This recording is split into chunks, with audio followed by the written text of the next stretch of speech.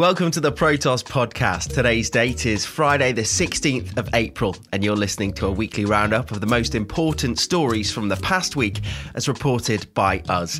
This week we covered Craig Wright's Satoshi-related lawsuits, HSBC's unwillingness to touch crypto, and the Silk Road hacker who may have finally been unmasked. But first, the week started off with some juicy big-name lawsuits as consumer giant Shopify and crypto wallet provider Ledger face legal action from two disgruntled phishing victims. The claim is that Shopify's data leak of April 2020 led to phishers scamming close to $340,000 in cryptocurrency at today's prices from the plaintiffs.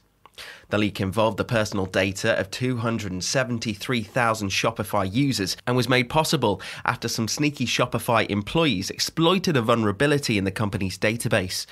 Months later, researchers discovered a data set related to another 270,000 leaked user details, this time from Ledger.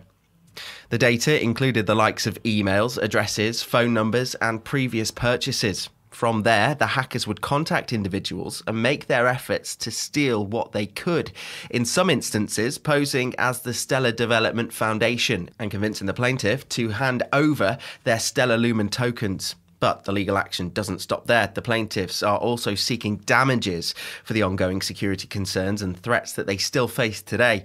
And all this is being done with the help of one of the hottest lawyers in the crypto industry, Rosh Friedman, who's also wrapped up in cases involving the likes of Bitfinex, Binance, BitMEX, KuCoin and Tron. The lawyers argue that had the plaintiffs known that their data was at risk, they would never have purchased a Ledger wallet. After all, Ledger's own marketing campaign states, if you don't want to get hacked, get a Ledger wallet. As always, not your key, not your coin. Craig Wright's claims to be Satoshi may have just caught up with him as the Crypto Open Patent Alliance prepares to sue him for failing to prove his self-proclaimed title. The Alliance is asking the UK High Court to rule that Wright holds no ownership over the Bitcoin white paper, in spite of his numerous legal claims made earlier this year. The non-profit organisation is led by Jack Dorsey's Square and includes members such as Coinbase and Kraken. The Alliance previously asked Wright to prove his Nakamoto claim by February the 19th. Wright's claims to be Bitcoin's creator started back in December 2015, when both Wired and Gizmodo relayed supposed troves of evidence to back him up. However, both investigations are now considered to be the result of elaborate hoaxes backed by mountains of forged documents. The whole thing could be cleared up relatively quick, however. After all, for Wright to prove he's the one, all he has to do is use a private key tied to one of the earliest BTC blocks on the ledger, or move some original Bitcoin that only Nakamoto could have mined. Go on, make a move, Craig. Anything. We're getting bored here. Now, not that it needs reporting, Bitcoin is open source, so nobody owns it. And nobody owns the Bitcoin white paper either. Nakamoto released the document under the permissive MIT license, which broadly allows free reuse and republishing. So, it's no surprise really that COPA, which defends open source crypto technology, is now taking the fight to Wright. HSBC has again disclosed that it has, quote, no appetite for digital assets after the bank barred customers from buying stock in Bitcoin forward business intelligence company MicroStrategy. This Tuesday's ban, which means HSBC platform InvestDirect no longer supports the buying of MicroStrategy shares, meaning traders can only hold or sell existing stock. HSBC decided that MicroStrategy now derives too much of its value from Bitcoin. And they may have a point. MicroStrategy's chief exec, Michael Saylor, has so far spent $2.26 billion on the cryptocurrency since August last year, according to Bitcoin treasuries, giving MicroStrategy the largest Bitcoin stack of any public company. This means, according to Citibank analyst Tyler Radke, Saylor's Bitcoin fascination is one of, quote, disproportionate focus. And while both BTC and MicroStrategy were way up in December, Seeking Alpha noted that in March, MicroStrategy's share price were extra sensitive to Bitcoin dumps and highlighted that MicroStrategy had fallen 13% when Bitcoin dropped less than 6%.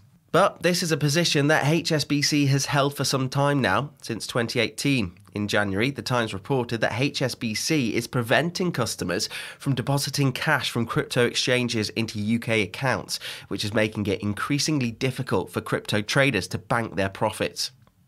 Going against the tide may be, well, at least in the eyes of Saylor, who remains bullish on BTC, buying another 253 Bitcoin, that's $16 million worth, just last week. Elsewhere, Wall Street old guards JP Morgan and Goldman Sachs are just warming up to crypto. However, they're still only expected to offer Bitcoin exposure to some of their wealthiest clients. A mysterious hacker who stole $4 billion worth of Bitcoin from the notorious Silk Road may have finally been unmasked. The dark web marketplace was originally shut down by the feds back in 2013, and with it went its creator Ross Ulbricht sentenced to life in prison.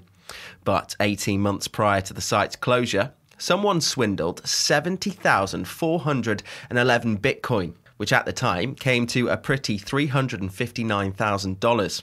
Today, it would be a hefty $4.5 billion. The incident only came to light last November, when authorities disclosed information relating to the case of Individual X, the name given to the mastermind behind the attack. As part of this disclosure, authorities announced that the Bitcoin stolen from Silk Road had been forfeited. That's the most lucrative criminal forfeiture in US history. However, the San Francisco US Attorney's Office and Internal Revenue Service actually identified Individual X in 2020. But the hacker gave up the illicit Bitcoin in exchange for a number of undisclosed concessions from prosecutors. But now, one bad business deal may have cost X their anonymity. The Smoking Gun has detailed recent legal filings from Las Vegas entrepreneur Jay Bloom, who's seeking to recover $2.2 billion from an individual thought to be serial fabulist Raymond Yan. Yan filed for bankruptcy shortly after a Nevada judge ruled in Bloom's favour in 2018, and while relatively little known about Yan, here are some key takeaways. He's said to be a child refugee from a Cambodian concentration camp, claimed to have attended the Massachusetts Institute of Technology at age 14, and purported to have raised billions of dollars by managing funds for foreign governments. Bloom's lawyers argued that he, via his business entities, holds judicially declared superior property interests in those assets. Or as the Smoking Gun puts it, Bloom says he has first dibs. Whether that's true is a matter for the courts, but until then, the US will have to refrain from selling off any of those seized Bitcoin, which must only get tougher as the price of BTC climbs. Bitcoin is up 300% since the forfeiture last November. And that's your lot. Thank you so much for listening. We hope you enjoyed this week's episode, but we realise that there's only so much we can cover in under 10 minutes. So if you want more of the stories that matter, check out protos.com. And don't forget to subscribe to the Protos podcast on Spotify, Apple Podcasts, and any other major podcast provider. We'll be back next week. See you then.